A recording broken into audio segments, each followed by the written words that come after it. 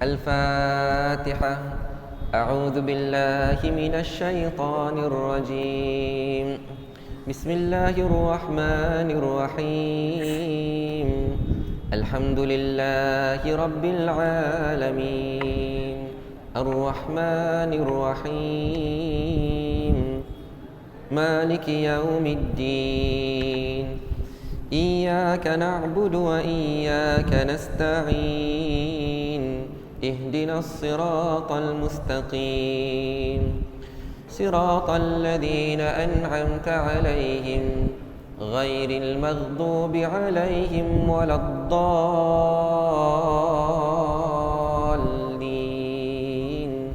آمين. Kita selawat. Allahumma salli ala Sayyidina Muhammad. Allahumma salli alaihi wa sallim. Allahumma salli ala Sayyidina Muhammad. Allahumma salli alaihi wa sallim. Allahumma salli ala Sayyidina Muhammad. Allahumma salli alaihi wa sallim. Allahumma salli ala Sayyidina Muhammad. Allahumma salli alaihi wa sallim. Allahumma salli ala Sayyidina Muhammad. Ya Rabbi salli alaihi wa sallim. Bismillahirrahmanirrahim. Alhamdulillahi rabbil alamin. Wassalatu wassalamu ala ashrafil anbiya'i wal mursalin wa ala alihi wa sahbihi ajma'in. Allahumma rabbana zidna ilman nafi'a warzuqna fahman wasi'a. Allahumma aftah alaina hikmataka wanshur alaina min khazaini rahmatika ya arhamar rahimin. Rabbi shrah li sadri wa yassir li amri wahlul 'uqdatam min lisani yafqahu qawli. Allahumma ya muallima Adam 'allimna wa ya mufahhima Sulaiman fahhimna. Allahumma faqihna fid din wa 'allimna at-ta'wil. Amin amin. Walhamdulillahi rabbil alamin. Tuan-tuan dan puan-puan yang dirahmati Allah Subhanahu wa taala, adik-adik yang dirahmati Allah, pertama sekali marilah sama-sama kita panjatkan kesyukuran kepada Allah Subhanahu wa taala. Kerana pada malam ini alhamdulillah, syukur pada Allah. Allah panjangkan lagi umur kita. Allah berikan kesihatan yang baik kepada kita. Allah kurniakan taufik dan hidayah kepada kita.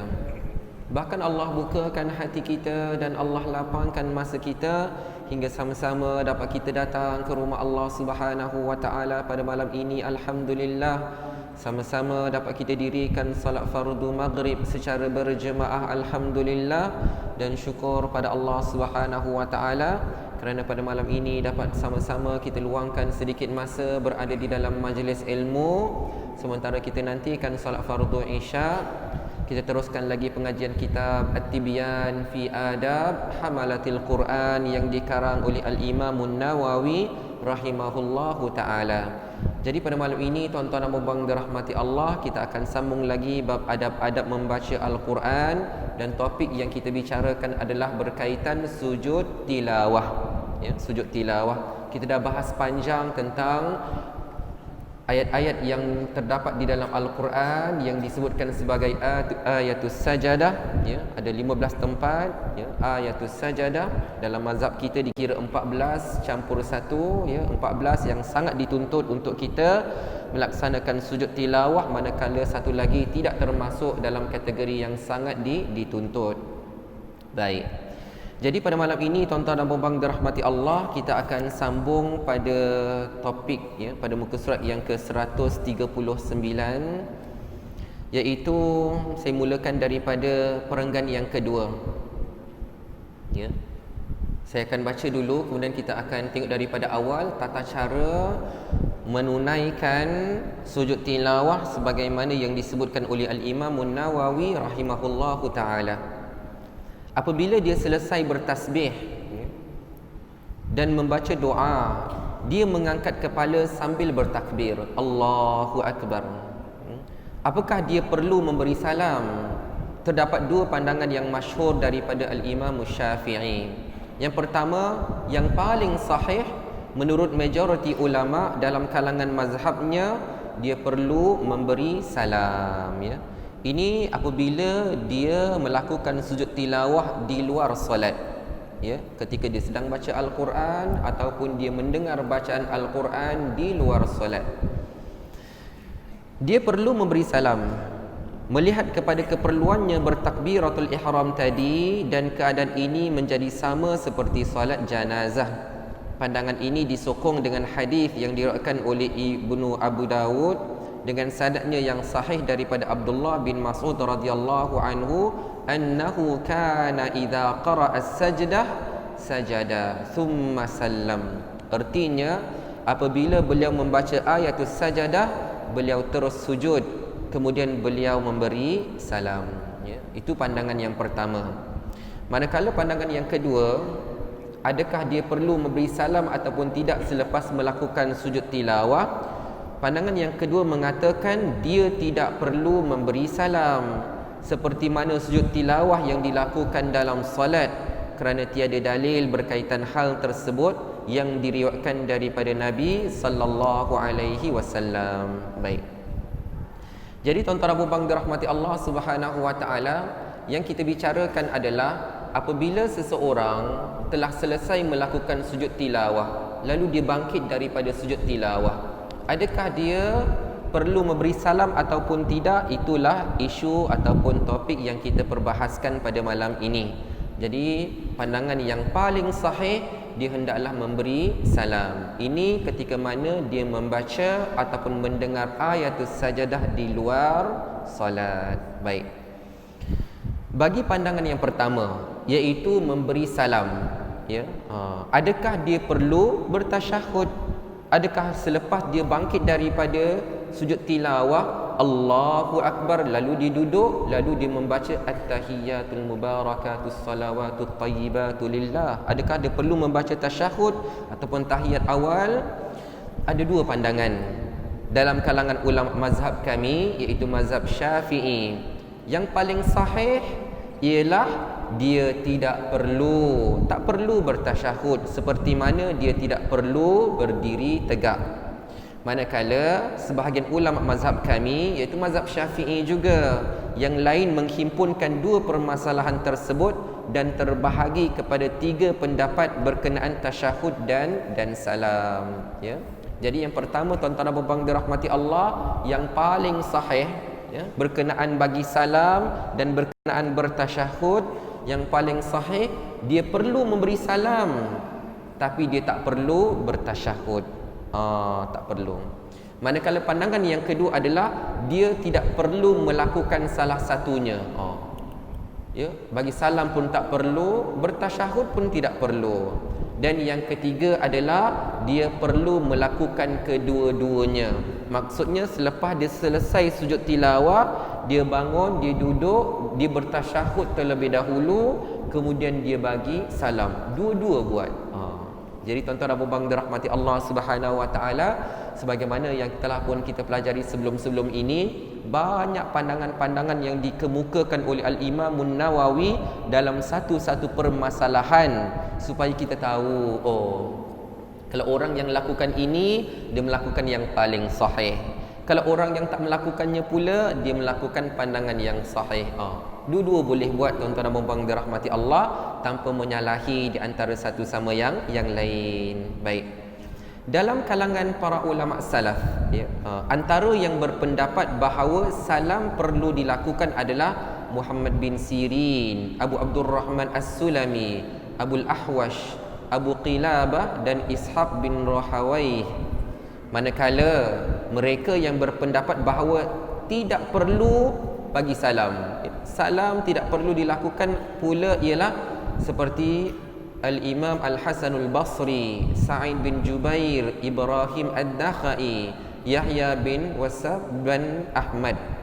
Semua perbincangan ini adalah berkaitan dengan situasi pertama, iaitu sujud tilawah di luar salat. Titik. Yang titik tu tuan-tuan abang dirahmati Allah adalah penutup bagi situasi yang pertama, iaitu sujud tilawah di luar solat. Kena tandakanlah, sebab bila pengarang menulis ada pun situasi kedua, itu sebenarnya dah perenggan baru, itu sebenarnya dah topik baru, iaitu sujud tilawah di dalam solat, ya. Baik.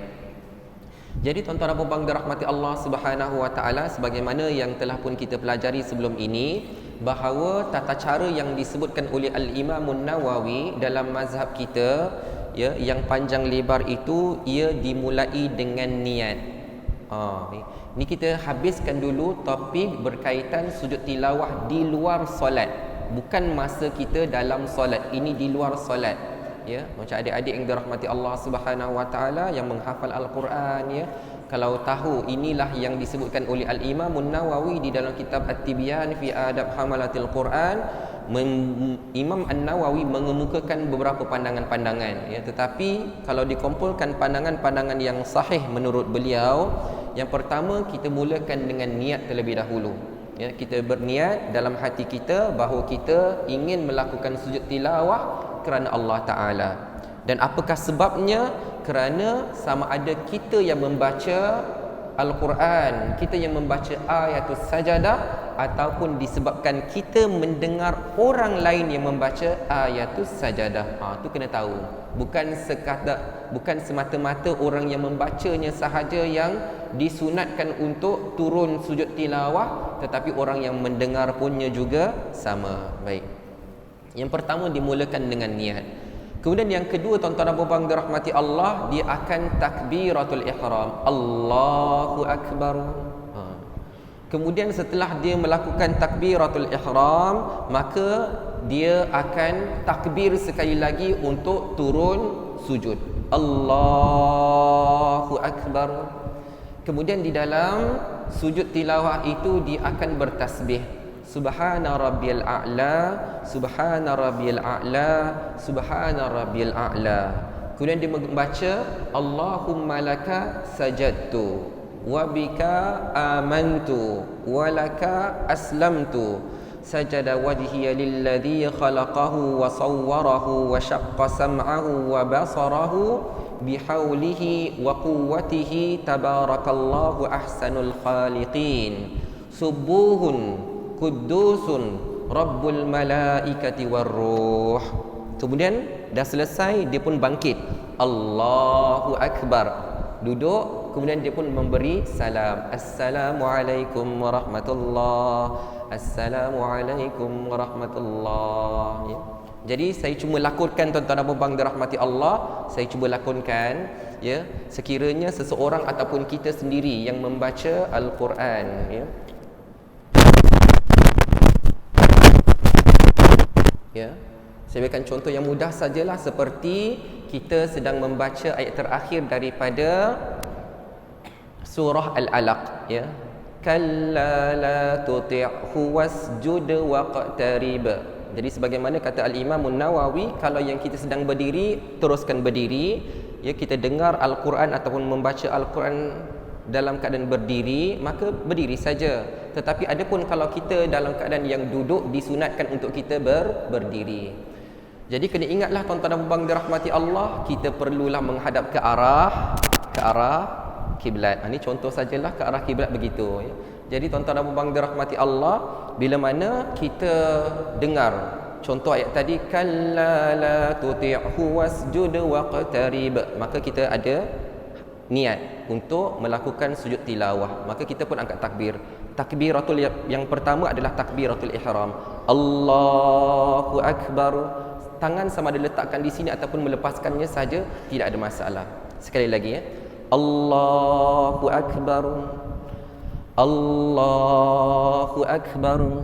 Maka sebagaimana dalam kitab disebutkan, Subhana rabbil a'la, Subhana rabbil a'la, Subhana rabbil a'la, Allahumma laka sajadtu wa bika amantu wa laka aslamtu, sajada wajhiya lilladhi khalaqahu wa sawwarahu wa syaqqa sam'ahu wa basarahu bihaulihi wa quwwatihi, tabarakallahu ahsanul khaliqin, subuhun quddusur rabbul malaikati warruh, Allahu Akbar, dia bangkit dengan takbir, kemudian dia pun memberi salam, Assalamualaikum warahmatullahi, Assalamualaikum warahmatullahi. Jadi itu adalah perkara yang disebutkan satu persatu sebagaimana yang disebutkan oleh Al-Imam An-Nawawi di dalam kitab At-Tibyan fi Adab Hamalatil Quran. Dan kita dah bincangkan, tuan-tuan dan puan-puan dirahmati Allah, bagaimana kalau dia tak takbiratul ihram, bagaimana kalau tiba-tiba saja, contoh, kalla la tuti'hu wasjud waqtarib, terus sujud Allahu Akbar, tanpa niatnya, tanpa takbiratul ihram. Itu telah pun kita bahaskan, ya, bahawa perkara itu luas, ya, perkara itu luas. Kalau contoh dia tak baca subhana rabbil a'la, dia baca sajada wajhiya lilladzi khalaqahu wa sawwarahu saja pun, itu luas, ya. Jadi dia tak baca subuhun quddus rabbul malaikati waruh, itu tak mengapa, tuan-tuan dan puan-puan dirahmati Allah. Dia bangkit daripada sujud tak sebut Allahu Akbar, itu tak mengapa, ya. Kalau dia bangkit daripada sujud tilawah tak bagi salam Assalamualaikum warahmatullahi, itu pun tak mengapa, kerana semua itu telah dibahaskan. Pendapat yang paling sahih, pendapat yang sahih, begitu, telah dihuraikan satu per satu. Cuma saya lakonkan tadi bermula daripada apa yang Al-Imam An-Nawawi rahimahullahu ta'ala jelaskan di dalam kitabnya. Baik, selesai tentang topik sujud tilawah di luar solat. Baik, sekarang ni adalah tentang situasi yang kedua, iaitu sujud tilawah dalam solat. Macam contohnya macam mana?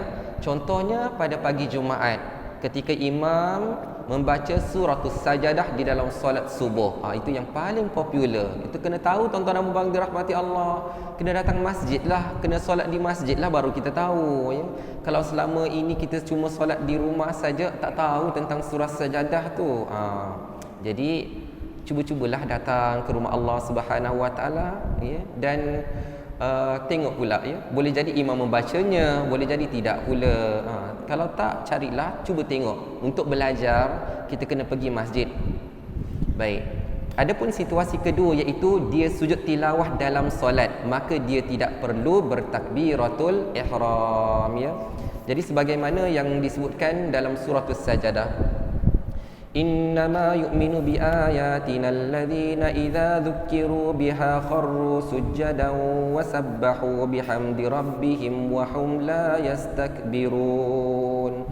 Allahu Akbar. Yang itu bukan takbiratul ihram, yang itu adalah takbir, ya, perubahan daripada qiyam kepada sujud tilawah. Itu adalah takbir daripada perubahan daripada qiyam kepada sujud tilawah, kemudian dia akan bangkit semula Allahu Akbar, ya. Jadi itu bukanlah takbiratul ihram.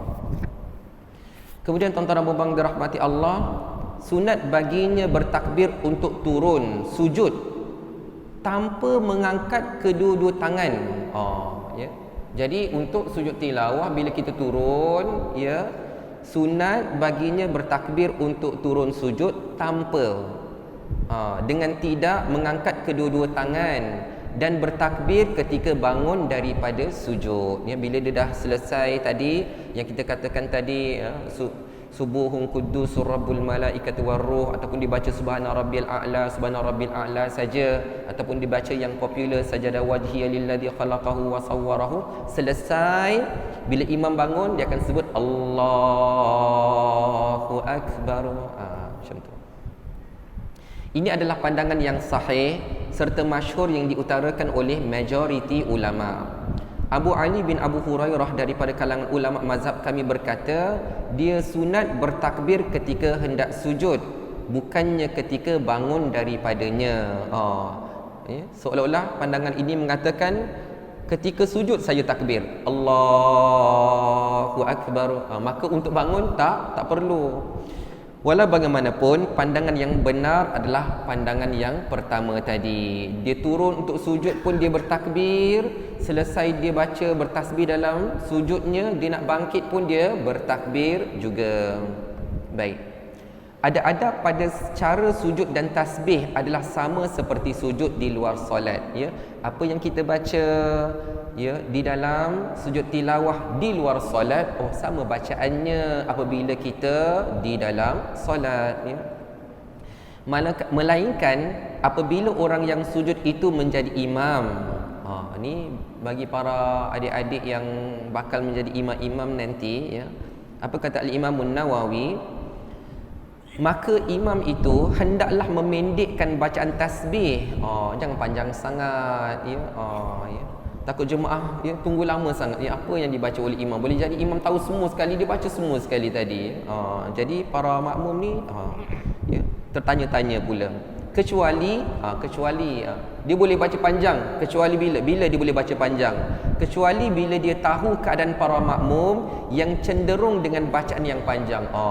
Kalau contoh tuan-tuan bang dirahmati Allah, imam baca subhana rabbil a'la, subhana rabbil a'la, subhana rabbil a'la, terus bangun Allahu akbar, kata imam cepat sangat imam, ya. Laju sangat tu, cuba baca lama sikit sujud tu. Contohlah, ya. Nampaknya jemaah kita ni suka yang sujud panjang-panjang. Maka kalau kita kata kalau jemaah redha, maksud jemaah suka yang panjang, maka boleh saja imam untuk memanjangkannya. Tetapi yang mudah tuan-tuan Abu Bang dirahmati Allah, yang standard sajalah, ya. Jangan terlampau cepat dan jangan terlampau lama, ya. Apabila dia bangun daripada sujud, dia terus berdiri. Dia terus berdiri dan dia tidak duduk istirahah, ya. Tidak duduk istirahah. Dia tidak duduk sebentar untuk bangun qiyam. Maksudnya daripada sujud terus bangun tanpa sebarang khilaf. Masalah ini agak asing serta tidak banyak ulama yang menyatakannya. Antara yang menyatakannya ialah Al-Qadhi Husain Al-Baghawi dan Ar-Rafi'i, dan isu ini berbeza dengan sujud dalam solat, ya. Kenapa tuan-tuan Abu Bang dirahmati Allah? Kerana di dalam solat kita, ya, dalam solat fardu kita, dalam solat sunat kita, disunatkan untuk duduk istirahah, ya. Pada rakaat pertama tu bila kita qiyam, kita rukuk, i'tidal, sujud yang pertama duduk antara dua sujud. Sujud yang kedua, bila nak bangun untuk rakaat yang kedua itu sunat untuk kita duduk istirahat sekejap. Duduk sekejap kemudian kita bangun, ya. Jadi tuan-tuan abang dirahmati Allah, duduk istirahat, rehat, sunat dilakukan ketika bangun daripada sujud yang kedua sebelum berdiri dan berlaku pada rakaat-rakaat yang ganjil dalam salat, ya.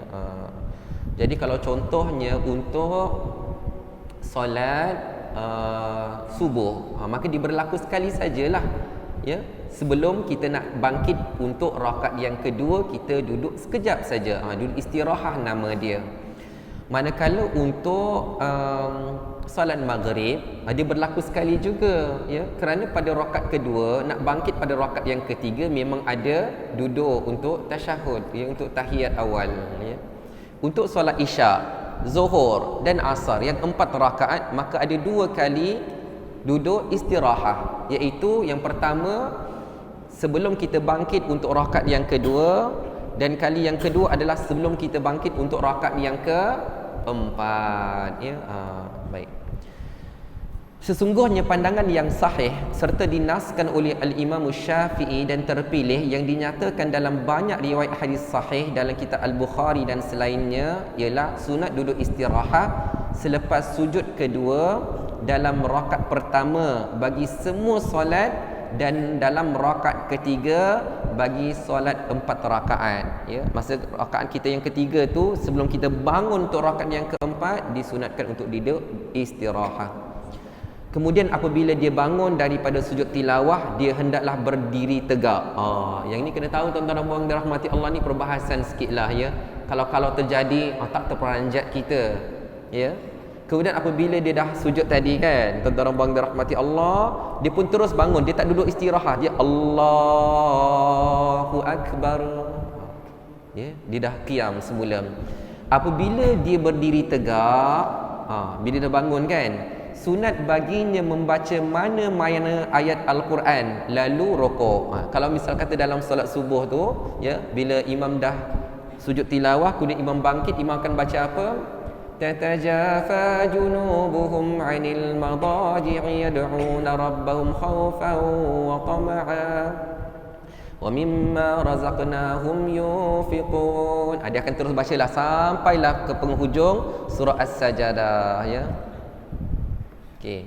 Jadi soal dia, dia membaca selepas sujud tilawah, dia sambung membaca itu sunat baginya membaca mana-mana ayat Al-Quran. Ya, dah selesai dia baca surah Sajadah, lalu dia pun rokok. Okey. Sekiranya dia berdiri, ya, dia dah bangun daripada sujud tilawah, dia berdiri, Allahu Akbar. Kemudian lalu terus rokok, tak baca apa-apa. Tak baca tatajafa, contohlah kan. Lalu terus rokok tanpa membacanya, ia adalah harus. Jadi jangan terperanjat tuan-tuan dan puan dirahmati Allah. Imam tak baca apa-apa pun. Tiba-tiba imam bangun daripada sujud tilawah, tiba-tiba dia rokok pula. Jadi contohlah tuan-tuan dan puan dirahmati Allah, kita buat contohlah ya. Ketika imam dia baca kalla la tuti'hu wasjud waqtarib, Allahu Akbar. Dia dah baca tasbih dalam sujud tilawah, dia pun bangun, Allahu Akbar, qiyam. Dia senyap, Allahu Akbar, dia rokok. Maka itu harus saja ya. Nanti manalah tahu bila tak pernah imam buat macam tu, tak sah solat kita. Kita kena solat semula. Kata Al-Imam An-Nawawi, sekiranya dia berdiri selepas bangkit daripada sujud tilawah lalu terus rokok tanpa membaca apa-apa, maka ia adalah harus ya. Tapi setakat dalam budaya kita ni, bacalah sesuatu tuan-tuan dan puan dirahmati Allah, bacalah apa-apa sebelum nak rokok tu kan. Sebab orang imam bangun daripada sujud ke, imam rokok ke, imam apa ke, tak tahu kan. Jadi tuan-tuan dan puan dirahmati Allah, demikianlah perbahasan yang panjang yang telah kita bicarakan sekian lama tentang sujud tilawah, hampir 4 minggu ya. Panjang perbahasannya ya. Sebenarnya apa tuan-tuan dan puan dirahmati Allah, dalam banyak-banyak ya, dalam banyak-banyak yang kita perbahaskan, kebanyakannya adalah berkaitan dari sudut fiqh ya, hukum hakam. Tetapi kalau nak tengok ataupun antara keyword, kata kunci yang ditekankan ada pada muka surat yang 138 ya. 138 tu kata Al-Imam An-Nawawi, doa ini khusus untuk sujud tilawah, maka ia seharusnya dihafal ya. Kenalah tahu tuan-tuan dan puan dirahmati Allah, kita nak menjadi hamba Allah yang rajin baca Al-Quran, yang hari-hari baca Al-Quran. Kalau hari-hari baca Al-Quran, maksudnya kita akan selalu jumpa ayatus sajadah. Bila dah sampai pada ayatus sajadah, kita kena tahu apa yang harus kita lakukan ya. Macam itulah tuan-tuan dan puan dirahmati Allah ya, kerana ia merupakan salah satu sunnah Rasulullah sallallahu alaihi wasallam ya. Baik. Al-Imam An-Nawawi selesai sahaja daripada topik sujud tilawah, dia menyebutkan tentang waktu yang terpilih untuk membaca Al-Quran. Nak baca Al-Quran tu bila? Ya. Ketahuilah, waktu yang paling utama untuk membaca Al-Quran adalah di dalam solat. Masya-Allah ya. Ya. Ada seorang syekh ya, ketika mana saya pergi ke Mesir ya, bulan 11 hari tu, antara nasihat dia, dia kata, kenapa kalian menghafal Al-Quran ya? Kenapa kamu hafal Al-Quran sedangkan kamu tidak membacanya di dalam qiyamul lail? Ya. Kenapa hafal Al-Quran sedangkan tidak membacanya dalam salat tahajud? Itulah di antara mengapa kita menghafal Al-Quran, kerana kita nak membacanya dalam waktu yang paling afdal. Membaca Al-Quran yang paling afdal itu adalah di dalam solat. Maka kalau Allah Subhanahu wa taala kurniakan kepada kita hafazan Al-Quran, hafal Al-Quran, surah pendek-pendek saja, baca dalam solat tuan-tuan dan puan dirahmati Allah. Kata Al-Imam mazhab Asy-Syafi'i dan mazhab yang lain menetapkan bahawa memanjangkan tempoh berdiri dalam solat lebih baik daripada memanjangkan sujud. Masya-Allah ya. Tuan-tuan dan puan dirahmati Allah, panjangkan bacaan ketika berdiri dalam solat ya. Jadi kalau tuan-tuan dan puan dirahmati Allah, imam kalau panjang sikit tu ya, janganlah tulis surat layang ke, imam ni panjang sangat bacaan dia ni, tak tahan saya. Imam pun kena pandai-pandai tuan-tuan dan puan dirahmati Allah. Janganlah sekali baca tu satu juzuk, satu rakaat tu kan ya. Ya. Jadi ikutlah keadaan-keadaan yang sesuai ya. Kalau para penghafal Al-Quran tu ya, adik-adik yang menghafal Quran tu kalau dekat solat di surau sendiri ataupun di tempat sendiri tu bagus yang panjang-panjang lah, sebab masing-masing menghafal Al-Quran ya. Tapi kalau untuk orang awam ya, yang sederhana-sederhana sajalah ya. Setakat yang saya tengok ya, kalau bacaan itu tak terlampau laju ya, jangan perlahan sangat, tak terlampau laju tu setengah muka surat memadai ya. Satu rakaat tu setengah muka surat tu okey lah, sedang-sedang ya. Tapi kalau bacaan kita laju sikit, satu muka surat lebih pun tidak mengapa ya. Jadi tuan-tuan dan puan-puan dirahmati Allah, manakala bacaan Al-Quran di luar solat yang paling utama. Bila tuan-tuan dan puan-puan dirahmati Allah, kalau nak baca Al-Quran di luar solat, bukan dalam solat, yang paling utama adalah bacaan pada waktu malam, dengan bahagian separuh kedua malam lebih baik daripada separuh pertamanya. Serta bacaan Al-Quran di antara waktu maghrib dengan isyak sememangnya amalan yang dicintai di sisi Allah Subhanahu wa taala. Masya-Allah tuan-tuan dan puan dirahmati Allah. Baca Al-Quran lepas maghrib, baca Al-Quran selepas isyak, baca Al-Quran di tengah-tengah malam. Jadi tuan-tuan dan puan dirahmati Allah, selalu kena ingat sebenarnya kita yang minta, kita sendiri yang minta daripada Allah Subhanahu wa taala. Ya, dalam doa khatam Al-Quran yang kita selalu baca tu kan, kita baca satu part tu, warzuqna tilawatahu ya, warzuqna tilawatahu, ya Allah bagi kami rezeki untuk apa? Tilawah Al-Quran. Warzuqna tilawatahu, kita minta bila? Ana al-laili, ana tu berarti di pertengahan, al-laili, ana al-laili, di pertengahan malam yang kita minta daripada Allah. Ya Allah bagi saya baca Al-Quran di tengah-tengah malam ya Allah. Kita sendiri minta. Wa atrafan nahar, dan tengah-tengah siang kita sendiri minta kepada Allah. Tapi kalau kita tak faham maksud yang kita bacakan dalam doa tu, sekadar macam nasyid lah kan, Allahumma rahamna bil Quran, tapi tak tahu maksudnya. Sebab tu dah ada terjemahan dia. Nasyid pun terjemahan bahasa Melayu, sebab kena tahu maksudnya. Kita sendiri minta daripada Allah, rezekikan kami, bagi kami baca Al-Quran di tengah-tengah malam dan tengah-tengah siang. Maksudnya malam pun baca Quran, siang pun baca Al-Quran. Masya Allah, minta kepada Allah kita boleh baca Al-Quran tu hari-hari. Jadi kita bila bangkit di tengah-tengah malam, itulah di antara waktu yang sangat afdal untuk kita membaca Al-Quran. Bagi bacaan pada waktu siang pula, yang paling utama ialah selepas solat subuh. Masya Allah, Masya Allah. Sebab itulah di Masjid Al-Azim hari-hari bekerja, Isnin sampai Jumaat ada kumpulan tadarus Al-Quran. Masya Allah ya. Baca Al-Quran tu ya secara ramai-ramai, itu waktu afdal selepas solat fardu subuh. Kenapa bukan hari Sabtu dan Ahad?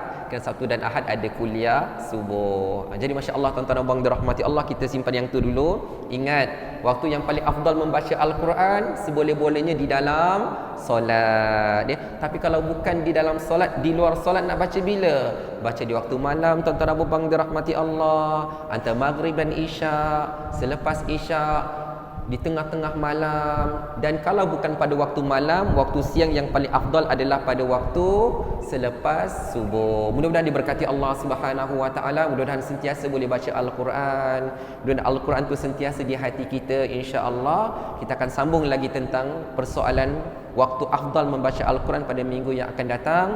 Kita akhiri kuliah kita dengan tasbih kafarah dan surah Al-Asr.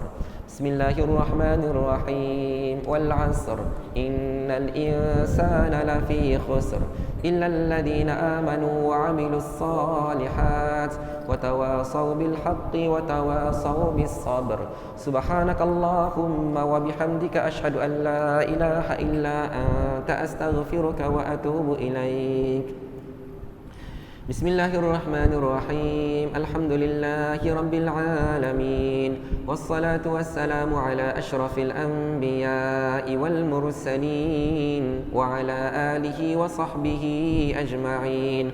Allahumma inna nas'aluka ilman nafi'a ورزقا طيبا وعملا متقبلا. Ya Allah, ya Tuhan kami, berkatilah ilmu yang Kau berikan kepada kami, ya Allah. Ya Allah, ya Tuhan kami, berikanlah kekuatan kepada kami untuk kami baca Al-Quran pada setiap siang dan malam, ya Allah. Ya Allah, ya Tuhan kami, basahkanlah lidah kami, ya Allah, agar kami sentiasa dapat membaca Al-Quran, ya Allah. Ya Allah, ya Tuhan kami, limpahkanlah perasaan cinta dan sayang dalam diri kami terhadap Al-Quran, ya Allah. Ya Allah, ya Tuhan kami, jadikanlah kami insan-insan yang layak menerima syafaat daripada Al-Quran, ya Allah. Rabbana atina fid dunya hasanah wa fil akhirati hasanatan wa qina adzaban nar. Wa sallallahu ala sayyidina Muhammadin wa ala alihi wa sahbihi wa sallam. Walhamdulillahi rabbil alamin. Wa barakallahu fikum. Wassalamu alaikum warahmatullahi wabarakatuh.